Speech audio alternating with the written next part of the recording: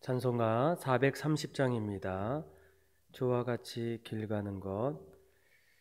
주와 같이 길 가는 것 즐거운 일 아닌가. 우리 주님 걸어가시 발자취를 밟겠네. 한 걸음 한 걸음 주 예수와 함께 날마다 우리 걸어가리. 어린아이 같은 우리 미련하고 약하나 주의 손에 이끌리어 생명길로 가겠네. 한 걸음 주 예수와 함께 날마다 우리 걸어가리. 옛 선지자의 넋같이 우리들도 천국에 들려올라갈 때까지 주와 같이 걷겠네. 한 걸음 주 예수와 함께 날마다 우리 걸어가리.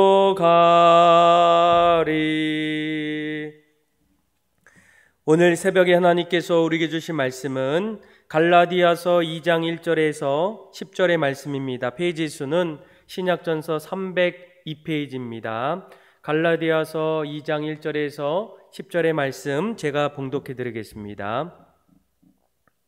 14년 후에 내가 바나바와 함께 디도를 데리고 다시 예루살렘에 올라갔더니 계시를 따라 올라가 내가 이방 가운데서 전파하는 복음을 그들에게 제시하되 유력한 자들에게 사사로이 한 것은 내가 다름질하는 것이나 다름질한 것이 헛되지 않게 하려 함이라. 그러나 나와 함께 있는 헬라인 디도까지도 억지로 할례를 받게 하지 아니하였으니 이는 가만히 들어온 거짓 형제들 때문이라. 그들이 가만히 들어온 것은 그리스도 예수 안에서 우리가 가진 자유를 엿보고 우리를 종으로 삼고자 함이로되 그들에게 우리가 한시도 복종하지 아니하였으니 이는 복음의 진리가 항상 너희 가운데 있게 하려 함이라. 유력하다는 이들 중에 본래 어떤 이들이든지 내게 상관이 없으며 하나님은 사람을 외모로 취하지 아니하시나니 저 유력한 이들은 내게 의무를 더하여 준 것이 없고 도리어 그들은 내가 무할례자에게 복음 전함을 맡은 것이 베드로가 할례자에게 맡은가 같은 것을 보았고 베드로에게 역사하사 그를 할례자의 사도로 삼으시니가 또한 내게 역사하사 나를 이방인의 사도로 삼으셨느니라. 또 기둥같이 여기는 야고보와 게바와 요한도 내게 주신 은혜를 알므로 나와 바나바에게 친교의 약속을 하였으니 우리는 이방인에게 그들은 할례자에게로 가게 하려 함이라. 다만 우리에게 가난한 자들을 기억하도록 부탁하였으니 이것은 나도 본래부터 힘써 행하여 왔노라. 아멘. 오늘 갈라디아서 2장의 말씀을 우리가 이해하려면 사도행전 15장에 있었던 일들을 먼저 아셔야 합니다. 왜냐하면 오늘 본문은 사도행전 15장의 말씀을 배경으로 하고 있기 때문입니다. 사도행전 15장 말씀을 보게 되면 예루살렘에서 열린 일명 종교회의라는 것이 있어요. 그래서 많은 사람들이 모여서 여러 가지 안건들을 하나하나 이야기하는데 이때의 가장 중요한 안건은 바로 진리가 무엇일까, 또 구원은 어떻게 하면 받을 수 있을까라는 부분을 가지고 함께 예루살렘의 공회가 시작하게 돼요. 아마 사도행전 15장 1절에서 말씀을 하나하나 읽어보면 어떤 사람이 유대로부터 내려와서 이제 구원은 어떻게 받을 수 있을까? 그러니까 구원은 모세의 법대로 할례를 받지 아니하면 능히 구원을 받지 못한다라는 거예요. 그런데 이러한 의견들이 한 사람의 의견이 아니라 곳곳에서 지지하고 또 구원은 할례를 통해서 율법을 통해서 구원받을 수 있다라는 그런 이야기들이 그 안에서 대두되게 됩니다. 여러분 할례를 통해서 구원을 받을 수 있을까요? 구약의 이스라엘 백성들은 내가 유대인이라고 한다면 다 할례를 받게 돼요. 그런데 그 할례가 곧 구원자, 구원을 받는 사람, 그런 의미는 아니라는 겁니다. 할례는 하나님의 백성이 되었다는 언약의 표시로서 몸에 새기는 흔적인데 나는 너의 하나님이 되고 너는 내 백성이 된다라는 표지이고 상징이고 또한 징표라는 거예요. 그렇다고 이 할례를 받았다고 구원을 받았다라고 할 수는 없다라는 거예요. 그래서 사도 바울은 오늘 예루살렘 종교회를 통해서 구원은 과연 어떻게 받을 수 있을까? 또 곳곳의 사람들이 이 구원에 대해서 할례를 통해서만 구원을 받을 수 있지 않냐 이렇게 말하게 된다는 거예요. 1절을 볼까요? 갈라디아서 2장 1절 2절을 보게 되면 14년 후에 내가 바나바와 함께 디도를 데리고 다시 예루살렘으로 돌아가요. 그리고 2절에 보면 계시를 따라 올라가 내가 이방 가운데서 전파하는 복음을 그들에게 제시합니다. 그런데 3절을 보세요. 그런데 나와 함께 헬라인 디도까지도 억지로 할례를 받지 않는 것은 무엇 때문일까? 4절에 보니까 이는 가만히 들어온 거짓 형제 때문이라. 그러니까 구원은 내가 하나님 믿고 하늘 백성의 삶을 살기 위해서는 반드시 할례를 받아야 한다는 거예요. 그런데 사도 바울은 그들을 뭐라고 얘기합니까? 거짓 형제라는 겁니다. 여러분 사실 우리가 구원은 어떻게 받을 수가 있겠습니까?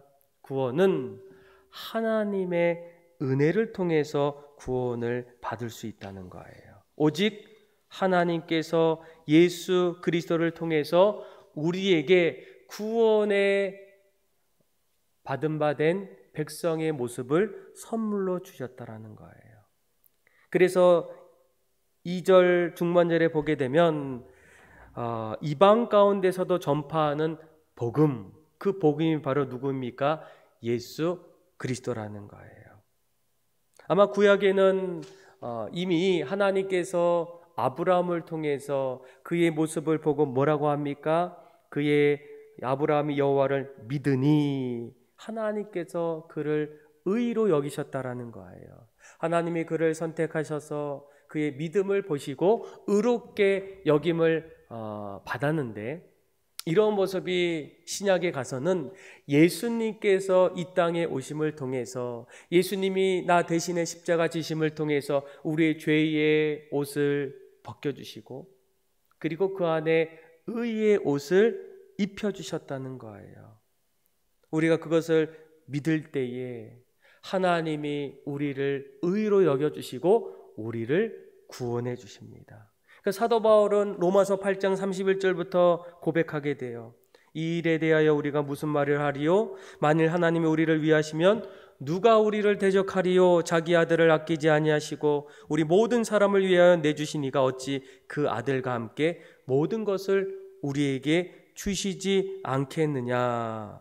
그러면서 33절에 이렇게 합니다. 누가 능히 하나님께 택하신 자들을 고발하리요? 의롭다 하신 이는 하나님이시라는 거예요. 하나님께서 예수님을 통해서 우리를 의롭게 여겨주셨다는 거예요.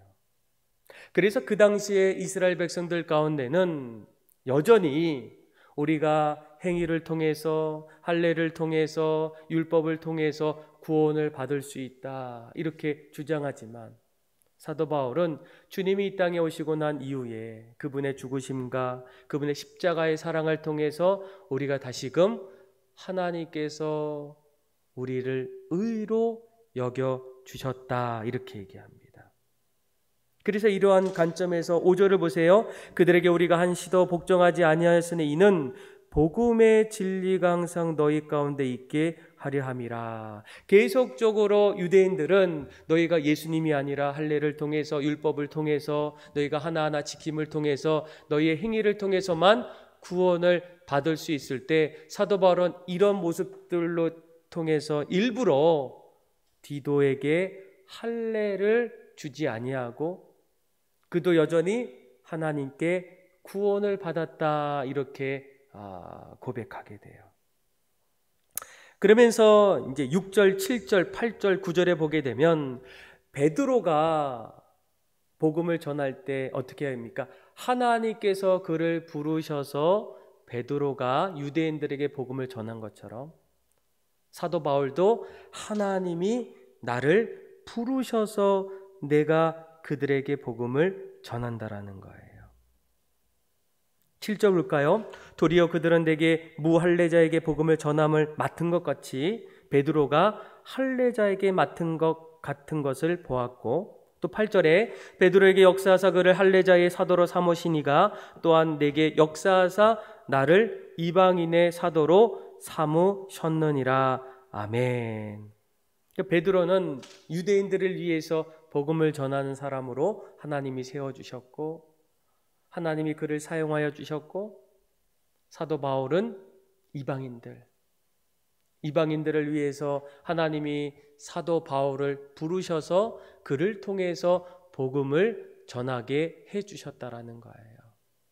여러분, 우리가 신앙생활할 때 가장 중요한 것은 바로 우리가 무엇 때문에 교회를 이루고 신앙생활 하는지를 여러분들이 반드시 아셔야 돼요. 여러분, 교회는 예수 그리스도를 통해서 모이게 되고 교회를 통해서 예수 그리스도가 하나하나 흘러가야 합니다. 우리가 이 사실을 반드시 잊지 않고 흔들림 없이 살아갈 때 교회는 참된 교회가 된다는 거예요. 여러분, 4절을 볼까요?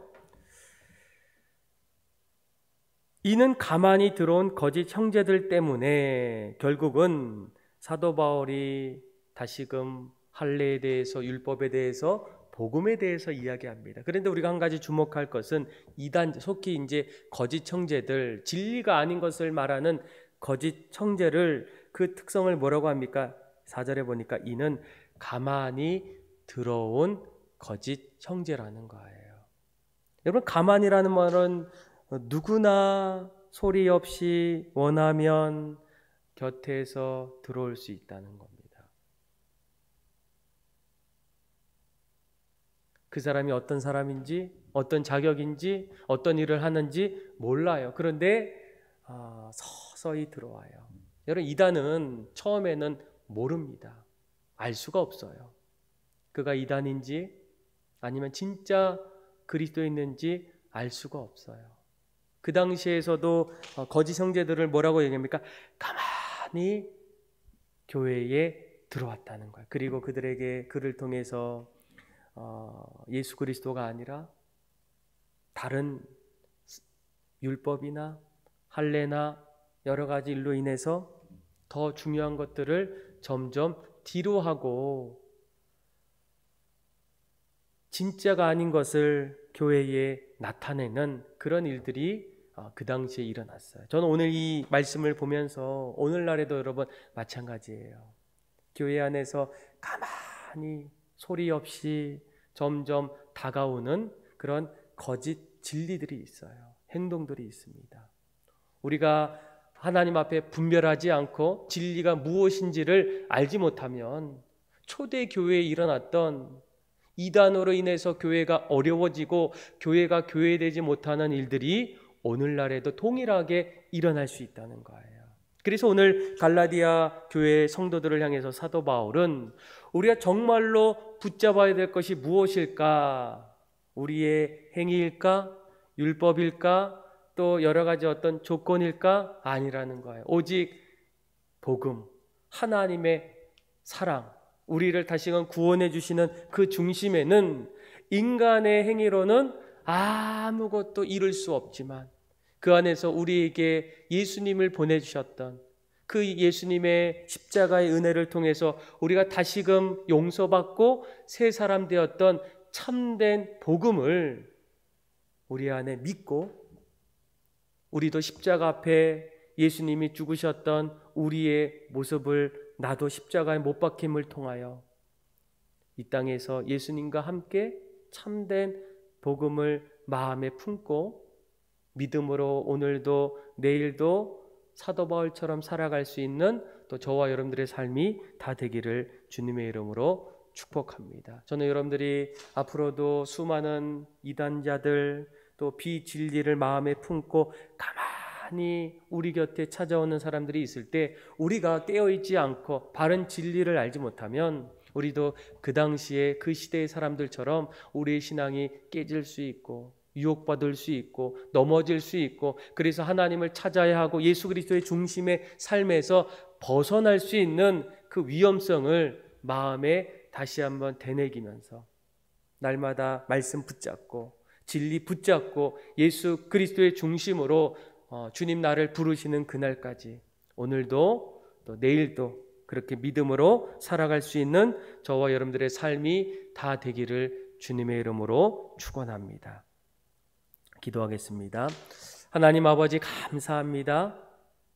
우리에게 참된 복음의 진리 예수 그리스도를 알게 해주시고 예수님을 통하여 우리에게 참된 구원의 길을 허락하여 주심을 감사합니다. 날마다 이 땅에서 예수님 붙잡고 살아가는 인생 되게 하여 주시고 흔들리지 않는 신앙으로 하나님 앞에 기쁨으로 살아갈 수 있는 복된 삶이 되게 하여 주옵소서. 그렇게 우리의 삶을 이끌어 주실 하나님 앞에 감사를 드리며 예수님의 이름으로 기도합니다. 아멘. 찬송가 361장 우리 1절과 마지막 절 부르겠습니다.